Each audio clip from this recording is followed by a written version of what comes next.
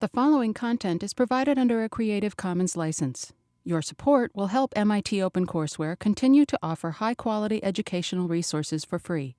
To make a donation or to view additional materials from hundreds of MIT courses, visit MIT OpenCourseware at ocw.mit.edu.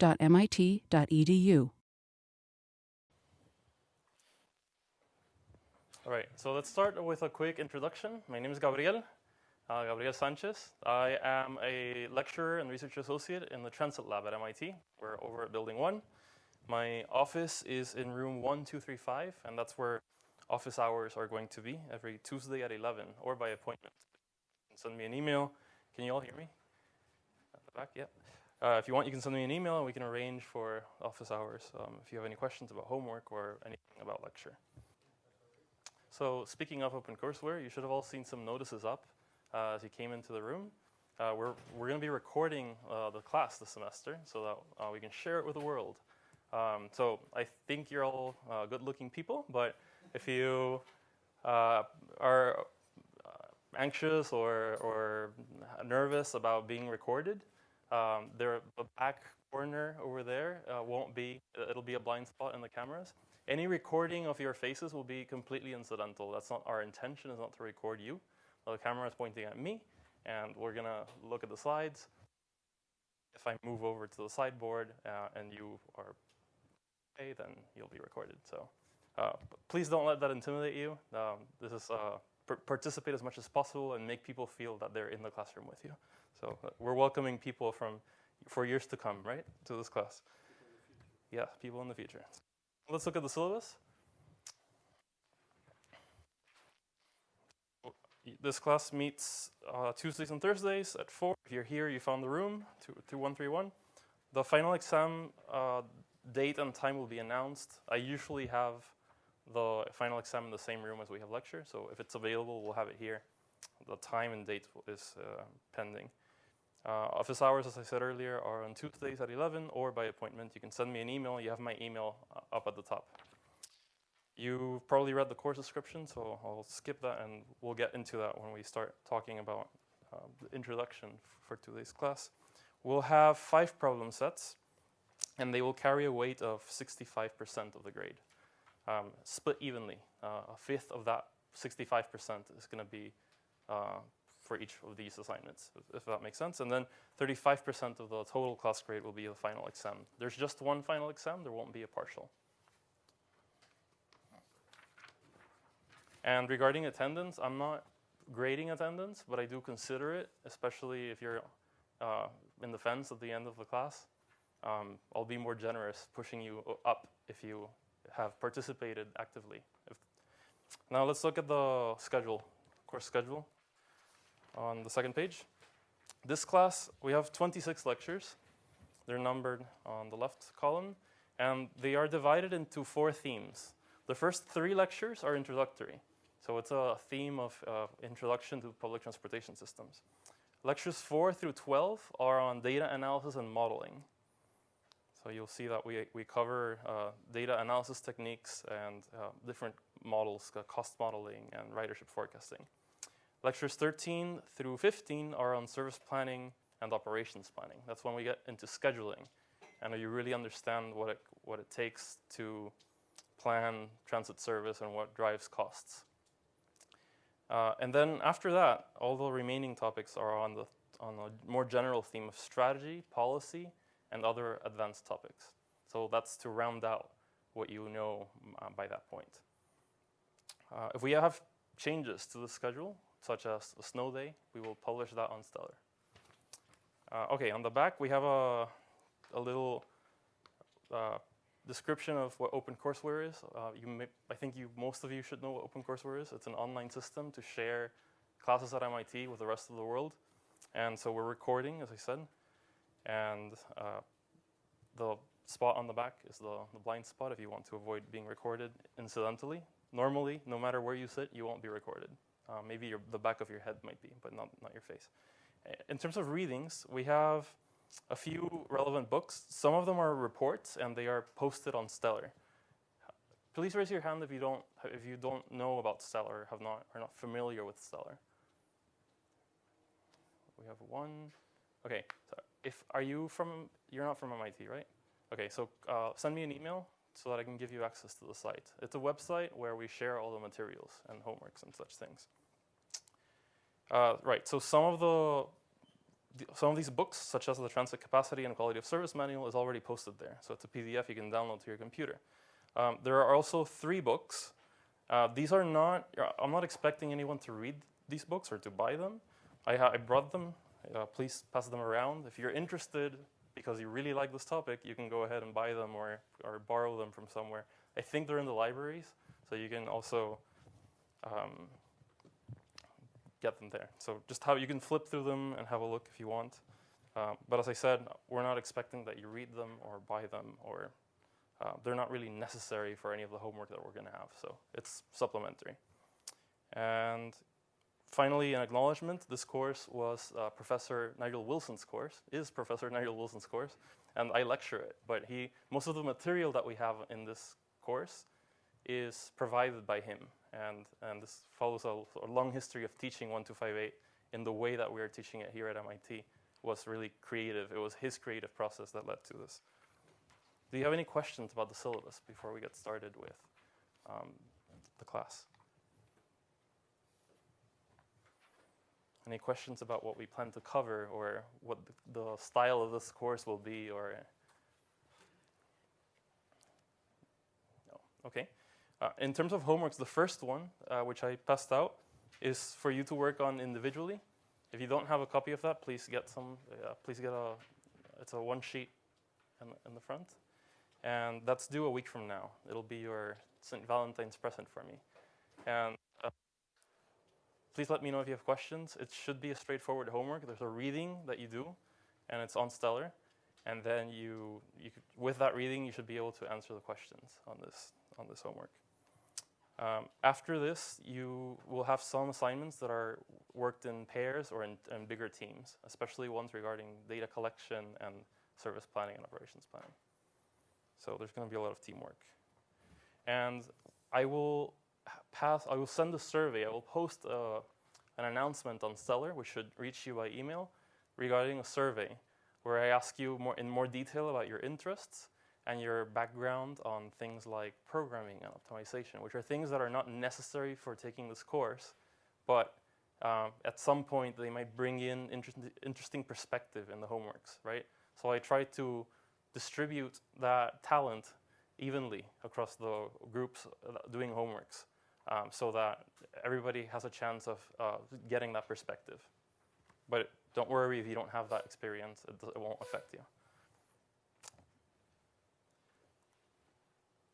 All right, we're ready to start. Do you have any questions before we start? Today's lecture. Okay, so today's lecture is the sort of introduction to the course. And we'll talk about the current status and recent trends of the public transportation industry here in the US, what influences those trends and that status. We'll have a critical assessment of where we are and the things that we'd have to do to increase the role of public transportation, if that's what we want. We'll talk about arguments put forth in support of public transport and in some cases rebuttals for them. We'll talk about future influences and ingredients for future success. So let's get right into it. If we look at the transit industry right now, we have ridership patterns that are increasing, but moderately, and they remain small. Public transportation in the US and North America remains a small percent of the total mode share because most people travel through using private autos or modes like that. There's a strong financial support from all levels of government, local, state, and federal, in terms of funding, providing funding from tax revenue. There has been significant growth in the number of new rail starts in the past 25 years. So new systems, new metro systems, new light rail systems. And we'll talk about why that is. It has to do with the funding structure here in the US. There's been also major rebuilding of many older systems, and that has to do with the same funding incentives, which is not necessarily true in Europe and other parts of the world. Institutional innovation has been quite slow, but there's a growing recognition that with the sort of new modes of transportation and where we are and where we're going in terms of trends, we might need to rethink some of that institutional structure. And we'll get into that later in the course. So if we look at the trends in modal split, that's one of the first things that I mentioned. We see that over the last, say, 4 decades, we see that auto is steadily above 80%, so in the whole US, right? So it is the dominant mode for transportation. And these are journey to work. So this is the morning commute to work from home. Transit, on the other hand, floats right around between 2 and 3%, sometimes a bit lower. And what we can see is that in the 1990s, in the 1990, 1995, you see a slight dip in public transportation use and some increase in private auto use. And since then, we started a recovery towards lower auto use and higher, slightly higher public transportation use. Walking is the same pattern as transit, and bicycling also similar, but these are very small components, very, very small modes. And the references for this, if you want more details, are listed below. In terms of ridership in absolute terms, you see that in the last 4 decades, we've had an increase, right? So especially in rail. So if you look at the dark teal right here, most of this increase that we see in the last 10 years is from rail. These are our own public transportation trips. So we have heavy rail here, that we're talking about metro, right, and subway. We have bus here, and then all other modes, but it's all other transit modes. So make sure that you understand that. We're talking about light rail, we're talking about ferries, other forms of public transportation, not private auto. But this is in absolute terms, not in relative terms, in terms of mode share. If we look at recent trends from 2004 to 2014, we see an increase in public transportation that is quite high, especially when you compare it to the population increase, and when you compare it to the change in highway vehicle miles of travel in the US at a national level. So we see a 2% increase in highway vehicle miles traveled, and about 9% increase in population, and about 21% increase in public transportation use. So it's been, especially recently, and you can see a dip due to the most recent economic recession, right? But a pretty healthy recovery after that. And part of what's driving this is that the population is increasing, of course, as it always has, but especially the urban population is increasing. This is happening all around the world, not just in the US. In fact, it's happening more outside of the US than it is here in the US. If you look at the UN projections for population increase, most of the population increase in the world for the next decades is projected to occur in urban centers and in metropolis. So in fact, the population change estimates say that rural population is actually going to decrease by 2050. So not only are you going to have the natural rate of population increase that will all happen in cities, or mostly all happen in cities, you're also going to have people moving away from rural areas into cities. And why is that?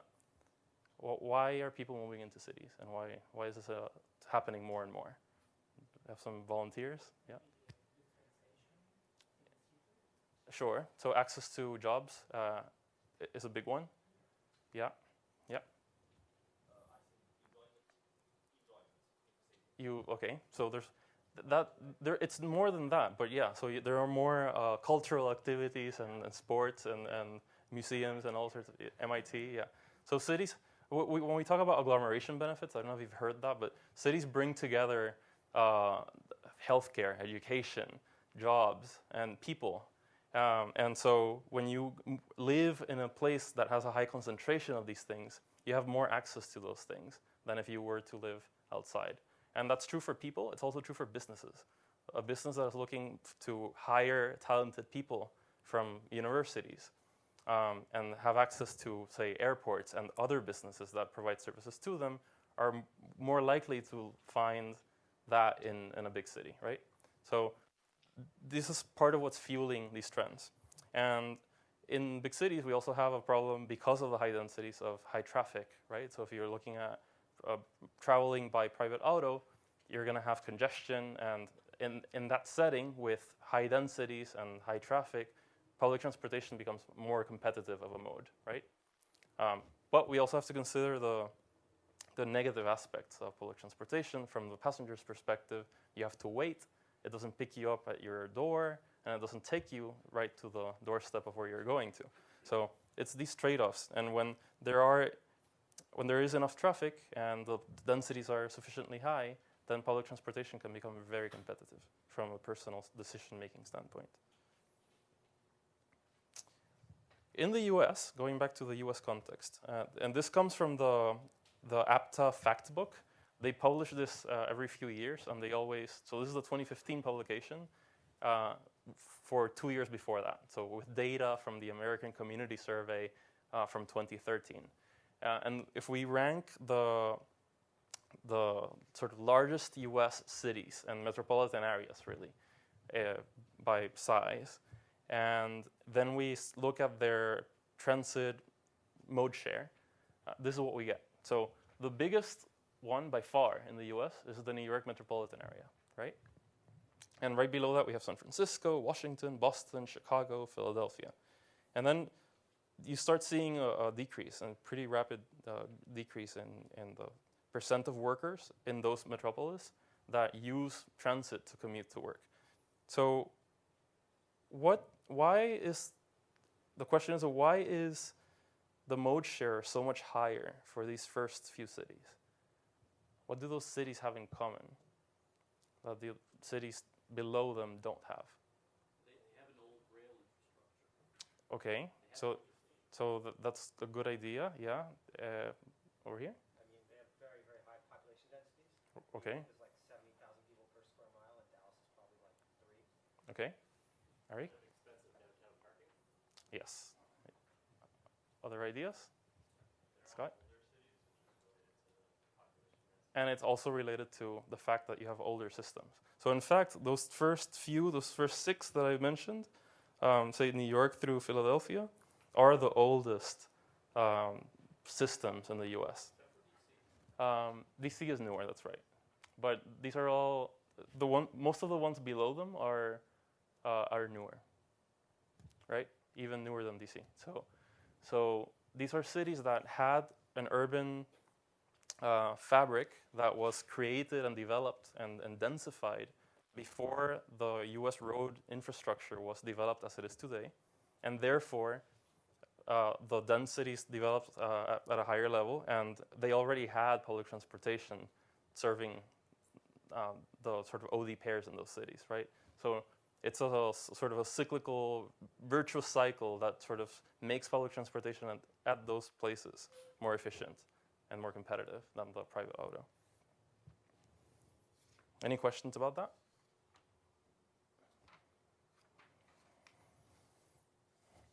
If we look at so the transit share modal split for home to work journeys, this is a little older. This is a study that was completed with data from year 2000. And we have different numbers here, but I just want to focus on these 5 biggest public transportation systems or big cities. And we see the mode share in each of them for car and for transit in 2000 and transit in 2013. So we can see that although in Chicago it mostly has stayed around the same, in New York and San Francisco and Washington and Boston it has increased. So there's been an increase in the transit mode share. Population has increased in these cities, and so has the public transportation mode share. In terms of public transportation funding, so how do these systems that are expensive to run get funded and expensive to build get funded? So the first thing to note is that in North America, there's a tradition of dividing the expenses and the expenditures of public transportation into capital expenditures and operational expenditures. That's not true elsewhere in the world, but it is in North America. So when we talk about capital expenditures, we're talking about building new systems, extending systems, procuring new vehicles, rolling stock, repairs, and things like that. Operating expenses are what you use to pay salaries of drivers, pay for energy or fuel to propel the vehicles forward, etc. Right? So another thing to note is that if we look at operating expenses, for example, about a third of the operating expenses are covered by fares. So when you use the system and you pay for it, and you pay your $2 or whatever it costs, you're only paying for about a third of what it costs the system to provide that journey for you, on average, right? It does vary from system to system. And in some parts of the world, these numbers are different. When we talk about local, state, and federal support or funding, this all comes from tax revenues. So this could be sales tax, especially when we're talking about local and state, and federal taxes, mostly income taxes. In terms of capital expenditures, what I want to highlight is that the federal support is quite high, more than 40%. And that's much higher for capital expenditures than it is for operating expenditures. What would that encourage? If you're a state or you're an agency and you're operating public transportation agency, and you get a lot of subsidy from the federal level, so not necessarily your constituents, for capital expenditures but not operating expenditures, what would that encourage you to do? Build more and maintain less. That's exactly right. So that's, remember I said earlier, there's been a lot of new builds in the last 25 years and a lot of major repairs in the last 20 years. This is why, because there's a lot of federal support for doing those projects. And unfortunately, you build a bigger system and you have to now run it. And that comes from operating expenses, which are not as strongly supported by the federal government. So that also hints at maybe why the industry is where it is in terms of state of good repair. Okay, what influences these trends? First one, and very obvious, is the suburbanization of homes, employment, and attractors. People moving away from cities to lower dense areas because property is cheaper and parking might be free. In America, low costs for car ownership and operation. So we have low fuel taxes in comparison to other parts of the world, and low taxes when you buy cars. There's an extensive urban road infrastructure that is much higher than it is in other parts of the world. And there are many government policies that sort of support the road construction and maintenance and the use of roads in the private automobile, and not necessarily to the same extent support public transportation. These include things like tax benefits that you can take on your return, parking requirements when there is new construction, that again support the private auto. If we look at suburbanization, just focusing on that first point, and look at the same data set I talked about earlier, the 2000 journey to work, we have different numbers here, but what I really want to focus on is we have here, this is like an OD matrix, but by part of the city, right? So we have, if you live in the central city or a suburb, and you work in the central city or a suburb, what percent of total trips are covered by each mode, right? So we see that we have about 27% of trips are from central city to central city, and about 20% are from the suburb to the central city, so people commuting inbound, right, to the central business district in the traditional sense.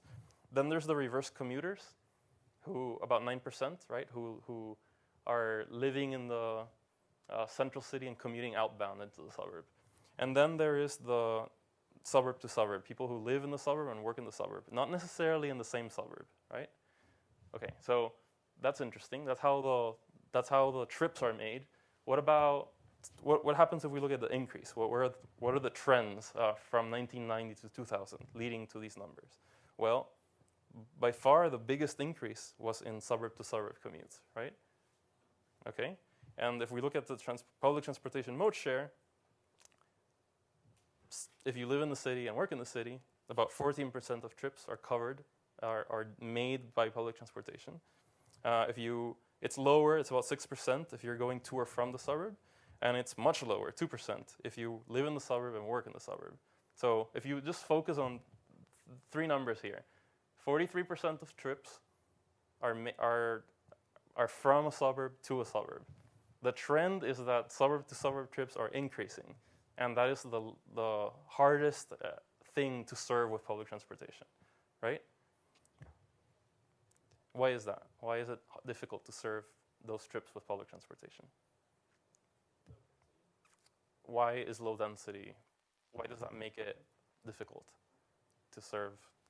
Because then people need to access the stations. There's not a group of people around the station that's in a walking distance. Well, you could put more service, right? You could put more bus stops and stations. So But then there's not enough people to take it to make it financially viable. exactly. So did you hear that? Maybe. Okay. So because you have low densities, you have a sparse OD matrix, as we say in transportation. You have fewer people that are going from any particular origin to any particular destination. When you don't have those critical densities, it becomes very expensive and very inefficient to deploy resources to move a lot of people when the demand for moving a lot of people is not there. On the other hand, when you have dense corridors along which many people want to move, you do develop this competitive demand pattern that is very well served by public transportation. And it's very correlated with whether you are in the suburb or in the central city, because central cities are denser, right? And there are dense pair corridors in the city, and also from suburbs to the center. Any questions about this? Yep. How would you? I guess you wouldn't consider something like Uber Pool to be covered by this. No, this excludes things like the transportation network companies. Yeah, this is traditional public transportation. Yeah, yeah. Okay, let's look at a few images, some GIS charts that were prepared by Mikel Murga, who used to work in the Transit Lab, and he's an expert in modeling. Here's Boston, and what we have. Let's go back to the key here. It's based on the census data from 2010, and red means car, orange is carpooling, so that might include this, or it might include you dropping someone off. Blue will be public transportation, and walking will be green. Okay, so this is the center of Boston right here. MIT is right here. This big green area where a lot of people walk. That's us. That's MIT. The center of Boston right here. So lots of green, lots of people walking, lots of people who start their trips there and are going into Boston are also taking public transportation. You see a lot of blue. Okay, but as you start moving out of that center, you get more red, right? So this supports what we just talked about. There are lower densities outside of the central business district and this denser Cambridge area right here, big university centers, hospitals, and financial district. So outside there are lower densities, and there's also a lower supply of public transportation. So therefore, most of the commutes are made by car, and therefore you see more red. You do see some places, though, where there's a lot of green or a lot of blue, and usually they are close to a commuter rail line. So if you follow the rail lines, you'll see that along those corridors, there is a bigger share of blue. The same story in other cities. Manhattan, of course, being the biggest provider of public transportation and the city with the biggest mode split for public transportation. A lot of green in South Manhattan, a lot of blue right around Manhattan. But as you start moving out, then you start getting a lot more red, right? Same thing, just at a more intense. And then here's Chicago. Here's Chicago, same thing. City center is right here. So you can sort of spot the center of a city by how people do their journeys, right? Along the lake coast, you see a lot of trips made with public transportation. But as you start moving out, especially away from any rail lines, because along rail lines, you'll see some percent of people taking commuter rail into Chicago. Okay, so any questions about this picture of mode split, how it changes depending on where you are and where you're starting your trip and when you're ending your trip? No? Okay. So here in the US, coming back especially to the North American context, we have our car road system, right? So very highly developed, more than in other parts of the world. Many people own cars. There are 600 cars for every 1,000 people. The car usage is high. If you look at the It's 10,000 vehicle kilometers per person per year. Compared to other countries, we have lower taxes, lower fees, lower user charges. So sales taxes are 5 to 8%. Users pay for only about 60% of the road infrastructure. That comes from tolls and from gas taxes, right? The fuel taxes here in the US are 10 to 20% of what they are in Europe. So it gives you an idea of where we are and why our policies encourage owning a car and operating a car. Parking is another big one. Ari, you mentioned this. So the parking supply in most of the US is free and widely available. So there are 380 parking spaces per 1,000 central city workers in the US, in the 10 largest cities. Outside of that, it's much higher. Everybody can park. About 95% of car commuters enjoy free parking. So if it doesn't cost you to own a car or to operate it, and you can park free, you can leave your piece of metal doing nothing and taking up real estate in a city with no cost, then you might go ahead and do that. So it's a highly developed urban road system. We have more roads, wider roads, longer roads than in other parts of the world, especially if we compare Europe. And we're talking here about the 10 largest cities in the US. We're not talking about rural areas. Okay, what do people say when they're advocating for transit? What are the traditional arguments put forth for transit being good, and therefore we should support transit, we should fund transit? So equity is a big one. So access for people who cannot drive or choose not to drive. So we're talking about elderly, handicapped, children who can't drive. Poor people who can't afford to buy their own car or to use modes like Uber, for example. So that's the equity argument. And that's a very, very sound argument, right? Congestion. So people say, put public transportation to alleviate congestion.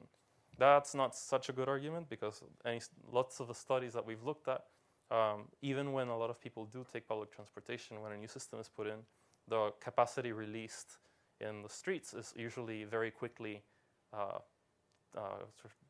demanded again, all right? So that is not a very effective method by itself for reducing congestion. If you tie it to other things like parking taxes or parking caps or tolls, then you can, with a combination of an increase in public transportation supply and an increase in cost or this utility for taking the car, you can have an impact on congestion. Land use. So if you want a nicer, walkable city, then you should have public transportation. If you're driving your car from home to work, you're not going to stop, right? You're going to work, and so when you're taking public transportation and you stop along dense corridors, and you probably won't get dropped off immediately where you are going to, so you might have to walk by stores and by restaurants. That's going to generate commercial activity, and it's going to support a land use that is of nicer quality than the car might do by itself. Environmental, so if people say, let's put public transportation in because it's good for the environment. Well, it turns out that actually it's more effective to work on the car technology, hybrid cars, fuel efficiency. It's a much more effective way to help the environment, just because so many people drive, right? The mode split is so much, it's about 80% for car. It makes a bigger dent to work on car energy efficiency. Same with energy. It has to do with the same things. Okay, other arguments. So economic expenditures for private autos may be used to improve local economies and quality of life, right? So we say like we subsidize the private auto because people are, through their user fees, are only paying for about 60% of the costs. The remaining cost is coming from tax revenue that could have been spent on nicer cities and nicer public transportation systems. And then there's the agglomeration benefits. If you want to increase the economic activity and the socioeconomic welfare of a city, then you can put in transit because it supports higher densities. So how would New York and Boston and San Francisco be or have developed if they didn't have their public transportation systems right now? They would be nothing like they are right now. If you took Manhattan and shut down all the metros, and we've had these real-life experiments with when hurricanes come around, the city shuts down. No, you can't commute into the city without these systems. There is not enough capacity on the roads to bring all those people in and to support that economy. So there is a benefit to having the systems in, but because these investments were made sometimes a century ago, nobody's talking about or quantifying the benefit and assigning it to that system. So the contribution of earlier investments, especially in heavy rail, is not being valued. That has changed a little bit recently. So when London was doing its economic analysis for Crossrail, a big metro system that crossed the city, they did say, we need a long view. This is going to have benefits lasting many, many decades. We're not looking at 20, 30-year horizon. We're looking at way beyond that. We want London to prosper and to become more dense and to have higher agglomeration benefits. Right, so other arguments are that transit decreases the external costs of transportation in cities. So when we look at things like accidents, you're less likely to get into an accident if you're in a bus than if you are driving a car. Impacts on human health. Any clue about what I mean by that? Yeah, walking. So you walk a little more, yeah. There's the impact of if you have a lot of traffic and you're sort of sitting in traffic, you're breathing in dirty air. So if that's the case, pollution kills people slowly, but at a higher rate than accidents and other things. These are the impacts on human health. And I did say earlier that public transportation by itself is not going to address that, but if you pair it with some policy that will curb the private auto demand and reduce emissions, then you can have an impact on healthcare. Healthier costs from the government side and the human health for people. So again, congestion, noise. We can reduce the noise of cars on streets, and climate change, global warming. Here's a nice picture of public transportation catalyzing the sort of the urban fabric, right? So making cities more walkable, just to highlight what we said earlier. Okay, critical assessment. So we've stabilized public transport in North America. We saw that in the 1990s. We had an increase in the mode share of auto and a decrease in public transport and walking and biking, and now that's starting to come back up. There are many new rail initiatives like Phoenix, Denver, and Salt Lake City, and they are successful.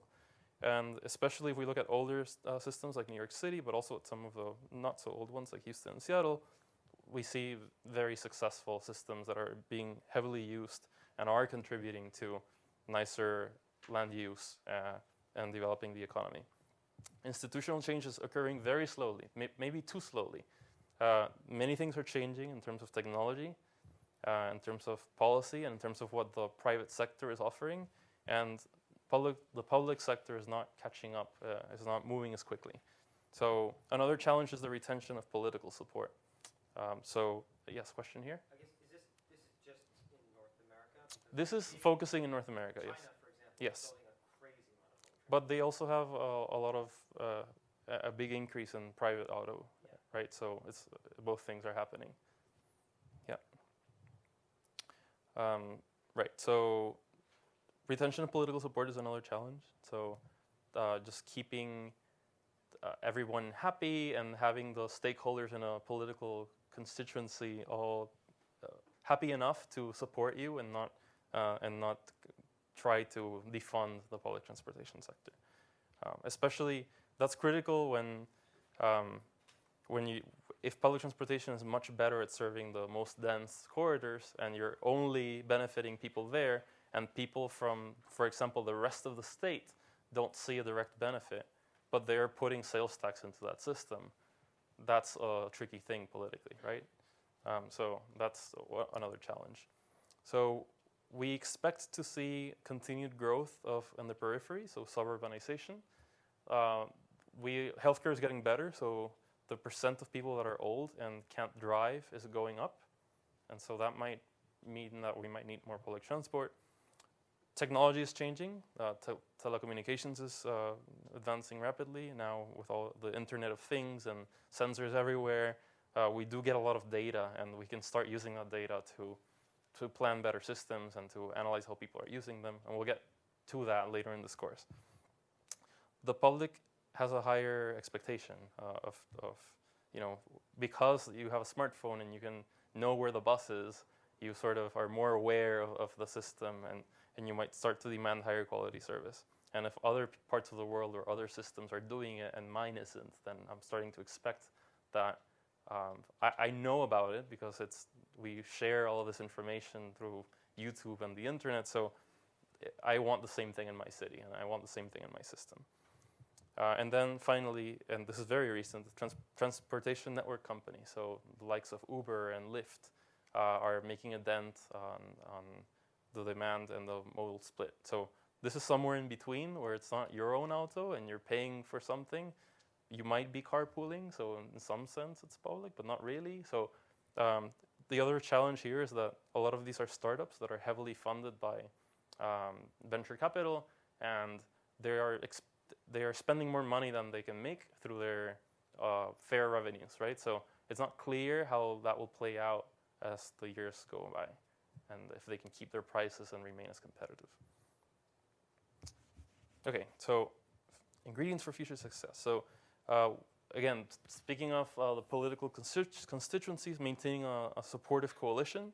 So making sure that you expand that base of people who benefit from public transport and make the case that even if you're not directly using public transportation, it has economic benefit for you, right? So that's necessary if we want to move forward with, especially with the government funding local and state taxes, for example, for public transportation. Expand the definition of public transport.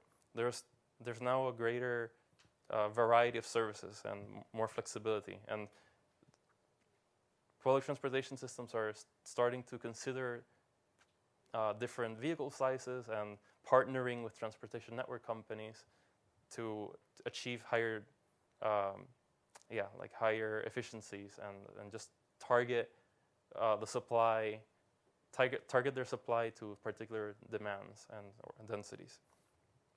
A greater involvement of the private sector, so the use of transportation network companies is one example, but also partnerships with the private sector to operate bus service, so public-private partnerships, and innovative financing and procurement techniques for construction of new lines or operations. Aggressive implementation of new technology, so now I said more sensors, more data, better information provision, tell your customers, your passengers, where the vehicles are, what the reliability is, make more effective decisions like real-time operations control to keep your system operating as you planned it. We'll have an entire lecture on real-time control later on. And you can improve your vehicle design, so all these things, right? So when I refer to improved vehicle design, we'll talk more about this in the next lecture. We have cleaner technologies, more fuel efficient, more quiet. So technology can be used to improve the experience. And then there's the organizational change, right? So that needs to happen, and the public sector is a little slow in this regard. So greater operating staff responsibility, accountability. In many agencies, we have the problem that it's not clear who's responsible for what. And so whenever some decision has to be made, who do you go to get that signature? Who approves it? You have to talk to several people in different departments, and it just gets slow. So even for simple things, and sometimes especially for simple things, it's a little slow. So also the increased customer orientation. There's a culture, especially in the more traditional public transportation agencies, that you run service and you don't really think about people and serving people as if they were your customers. But that's changing. Some agencies, the most cutting edge agencies, are really treating people as their customers and doing marketing and reaching out to their customer base to run surveys, understand what makes them unhappy, use that information to make better decisions, to respond to the feedback. Right, so that's the end of my introductory presentation. We're done a little early, which is fine because today is the first lecture. So if you have questions about any of what we talked about, please let me know. you might want to ask that question right now so that other people can benefit. But if not, you can also just come to me and we can chat. Yeah, so, yeah, Eitan? Do you want to say a few words about assignment 1? Sure.